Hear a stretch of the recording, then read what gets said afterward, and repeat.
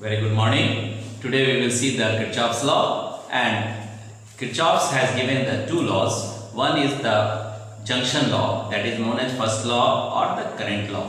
तो पहले हम लोग Kirchhoff's first law देखेंगे, that is the junction law. क्यों पढ़ रहे हैं Kirchhoff's law? क्योंकि जब कॉम्प्लेक्स सर्किट आता है ऐसे में ओम्स लॉ या पैरेलल या सीरीज कॉम्बिनेशन उसके द्वारा हम लोग उसका बाकी वैल्यू कैलकुलेट नहीं कर पाते हैं, जैसे करंट कैलकुलेट करना हुआ या रेजिस्टेंस कहीं पर है या पोटेंशियल का क्या रिलेशन है. So on that case we will use the Kirchhoff's law. Means at that position at that circuit Ohm's law is not valid, और व्हाटएवर द रिलेटेड जो अभी हम लोग पढ़े पैरेलल या सीरीज कैरेक्टर सीरीज कॉम्बिनेशन वो सब यूज नहीं होता है. तो वहां पर हमको किरचॉफ्स लॉ या हेवेल्स लॉ या और सुपरपोजिशन लॉ को हम यूज करते हैं. लेकिन अभी सबसे पहले क्योंकि हमारे सिलेबस में किरचॉफ्स लॉ है, तो किरचॉफ्स लॉ का first law that is called junction law. First law Kirchhoff's का first law that is known as junction law. Junction law, और इसी को हम लोग करंट लॉ भी कहते हैं, that is also known as current law. तो ये junction law current law first law के रूप में क्या हुआ, तो इसको समझने के लिए एक सर्किट यहां पर बना हुआ है जिसमें करंट का आना माने करंट इंटर कर रहा है टू द पॉइंट O और उतना ही करंट वहां से रिलीज हो रहा है, निकल रहा है. So that also obey the conservation of charge. So that is the law on which the Kirchhoff's first law based, or we can say that Kirchhoff's rule will based on the law of conservation of charge. So उसको कैसे समझेंगे, तो अब देखो यहाँ पर मान लिया हमने जंक्शन O पॉइंट लिया है जिसमें I1 इंटर कर रहा है, I2 लीव हो रहा है, I3 इंटर कर रहा है, I4 लीव आउट हो रहा है एंड I5 भी लीव आउट हो रहा है. तो किरचॉफ्स ने कहा कि जितना करंट इंटर करेगा उतने ही करंट यहां पर से बाहर जाएगा. There is no storage, there is no any condition to stop the current, to store the current. Whatever the current enter that all current will leave at the point और the junction. That is called junction law.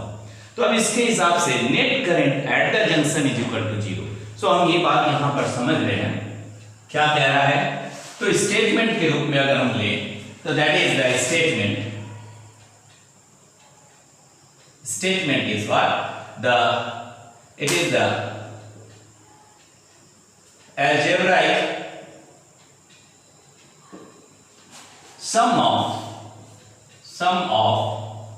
all the current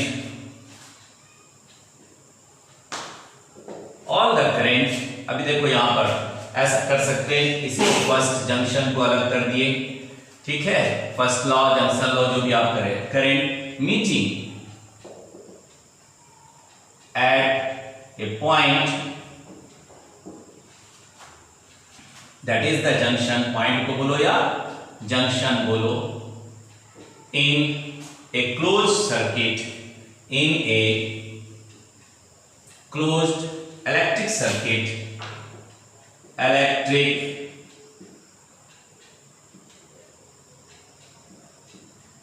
circuit is 0. That is the statement.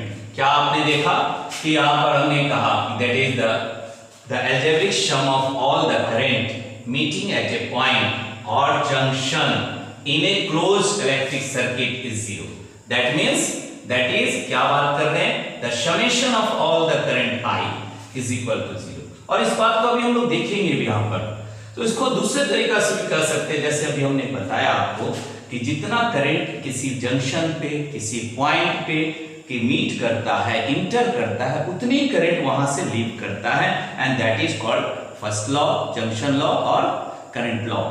सो यहां पर अभी देख रहे हैं that means अब इसी को हम इस तरह भी लिख सकते हैं, और जो ऊपर का स्टेटमेंट आपने किया अब यहां पर मान लो हम कंसीडर करते हैं कि current enter to the point junction O, current enter the junction or the point O is equal to current leaving the junction or the point O। दोनों बराबर हो रहा है, इसका मतलब अब यहां पर हम करंट ले रहे हैं तो I1 और I3 इंटर कर रहा है plus I3 that is equal to कितना हो गया, उतने ही लिक्विड रिलीज भी हो रहा है, निकल रहा है, रिलीव कर रहा है टू दैट ऑफ। सो यहां पर हो गया I2 plus I4 plus I5 और इसका नेट वैल्यू अगर हम इसको इधर कर दें तो I1 प्लस I3 और सबका माइनस है तो माइनस हो गया इधर I2 plus I4 plus I5 is equal to 0। So net current at the junction is 0। So हम इसी को लिख सकते हैं the summation of I is at the junction O is equal to 0 and that is the first law. अब इसी बात को फिर कैसे समझे, और इन अदर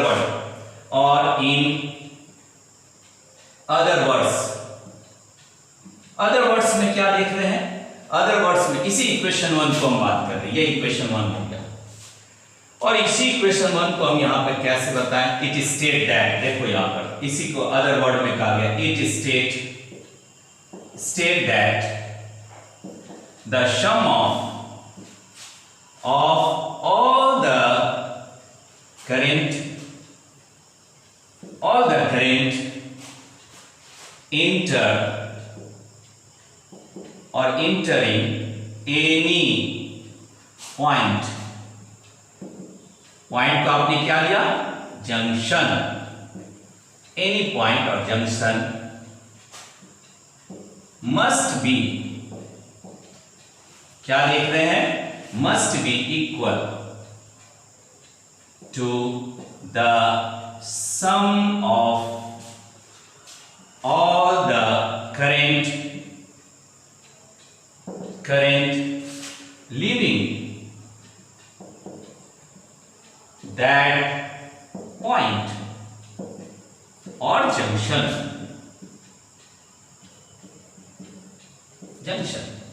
तो दोनों ही बात आपके पास आ रहा है कि जितना करंट इंटर कर रहा है किसी पॉइंट पे, किसी जंक्शन पे, उतने ही करंट निकल रहा है।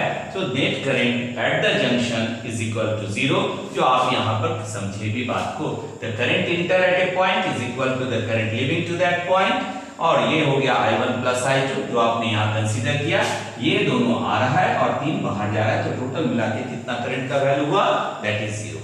अभी इसका एप्लीकेशन देखेंगे। सो एप्लीकेशन को समझेंगे that first law, and important point क्या है, that first law based on the means Kirchhoff's first law based on the law of conservation of charge. First law और जंक्शन और current law that is the first law based on क्या बात किए, conservation of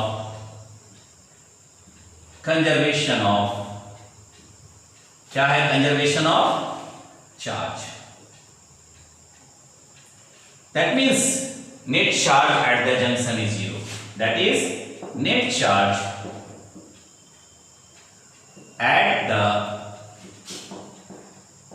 junction is 0। और ये बात आप यहां पे देख रहे हैं कि कंजर्वेशन ऑफ चार्ज को फॉलो करता है, and that is the actual law.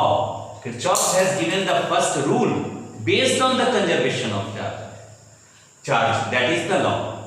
So ये बात हम देख रहे हैं, भले हम लिख रहे हैं Kirchhoff law, but it is the rule by which we calculate the current, potential, resistance, whatever the connected in the circuit, capacitor or whatever may be, कुछ भी हो सकता है, उसको आप मेजर करते हैं। तो ये आपका क्या हुआ, एक नोट पॉइंट हो गया, एक इंपॉर्टेंट बात हो गया, that is the conservation of charge, based on conservation of charge. एक और बात यहां पर हम लोग देख रहे हैं कि we have just algebraic sum of all the charges। what the mean of algebraic sum? algebraic sum अभी हमने कहा, algebraic sum of all the current at the junction is 0। ये अभी हम लोग बात कहें that is summation of i is equal to 0, that means algebraic sum, that means it is positive and negative both will be considered. Means जो enter कर रहा है दैट इज पॉजिटिव, जो निकल रहा है दैट इज नेगेटिव। अगर दोनों को हम कंसीडर करते हैं तो वो क्या होगा, पॉजिटिव करंट और नेगेटिव करंट दोनों को कंसीडर करना है। दैट मींस यहां पर हम कह सकते हैं we have to consider the current to enter is positive, the current, our entering current is the positive,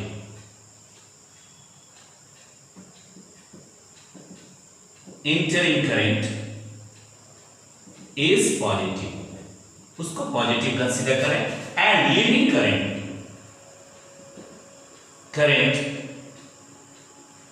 is negative, उसको नेगेटिव कंसीडर कर रहे हैं, एक को पॉजिटिव एक को नेगेटिव। तो ऐसे में टोटल सम हम पॉजिटिव नेगेटिव दोनों को लेते हैं, जो अभी आपने एक एग्जांपल के रूप में कंसीडर किया। सारे नेगेटिव इधर आकर के होगा, सो पॉजिटिव और negative, that is the meaning of algebraic sum. Now see the application, कहां इसको यूज करते हैं और कैसे एग्जांपल्स में आता है। नाउ देखो यहां एक सर्किट है जिसमें कई जंक्शंस है जहां से करंट इंटर भी कर रहा है और लीव भी कर रहा है। नाउ हमको कहां कैलकुलेट करना है, करंट निकालना है। ये सिंपल वे में हम किरचॉफ्स फर्स्ट लॉ को देख रहे हैं। First law and that is the junction law और करंट लॉ भी कहेंगे इसको। तो ये फर्स्ट लॉ को हम लोग देख रहे हैं यहां पे। अब देखो यहां पे ये 7 एम्पियर करंट जा रहा है, आपको I1 निकालना है, यहां पर I1 निकालना है, फिर यहां पर I निकालना है, और इस तरह करके अगर वैल्यू है तो हम कैसे कैलकुलेट करेंगे। तो ऐसे में सबसे पहले हम सारे टर्मिनल्स जहां पर मीटिंग पॉइंट है या लीविंग पॉइंट है वैसे को हम नाम दे दे रहे हैं, that is P, Q and R। सो अब देखो यहाँ पे, अब यहाँ पर दो करंट का इंटरफेरेंस हो रहा है एट द पॉइंट P और एक करंट बाहर निकल रहा है। तब देखो यहाँ से 3A और यहाँ 7A, टोटल करंट कितना है यहाँ पे, तो हम लिख सकते हैं एट द